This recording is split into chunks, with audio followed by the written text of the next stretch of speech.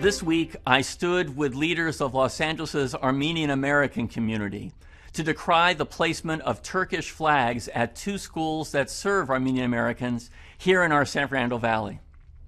The Turks committed one of the first atrocities of the 20th century, the genocide that targeted millions of Armenians. So the placement of Turkish flags at Armenian American schools was particularly hurtful, a special affront to our Armenian American neighbors. This week in Chicago, a gay African American actor was doused with an unknown chemical and had a noose placed around his neck as he simply walked through a Chicago neighborhood. This week, a synagogue in Tarzana was targeted with malicious vandalism. This week, reports emerged that hate crimes are at a 10-year high. What's happening? What's happening around our world, our nation, and here in Los Angeles? Well, we know the politics of division have an audience. They have an audience because when people are economically insecure, when there's tumult in the world, when there's so much anxiety, people are looking for someone to blame for all that's wrong.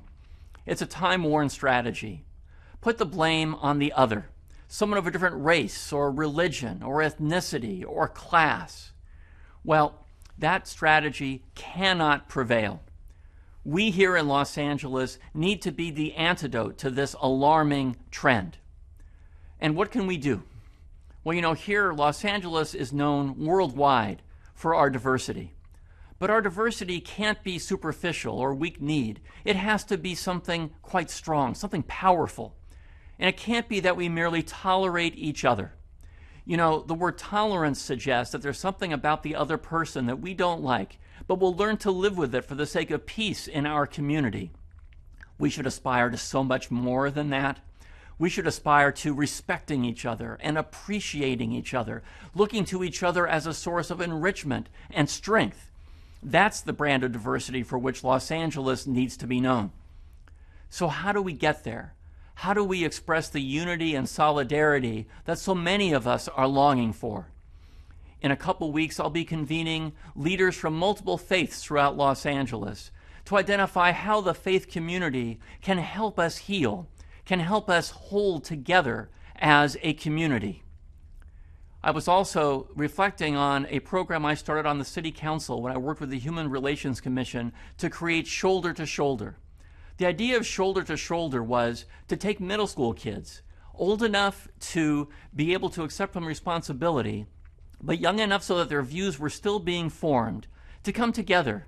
Kids who would otherwise never see each other from different races and religions and different locations in the city and different classes, to bring them together to work shoulder to shoulder towards some common purpose on projects on a sustained basis. Because we know that while a day of a conversation or a moment of discussion is a good thing, what's really important is that we learn from each other over a prolonged period of time. And Shoulder to Shoulder was a great success with kids expressing what it means to live in a diverse city like Los Angeles and really understand each other with a level of candor that adults rarely express.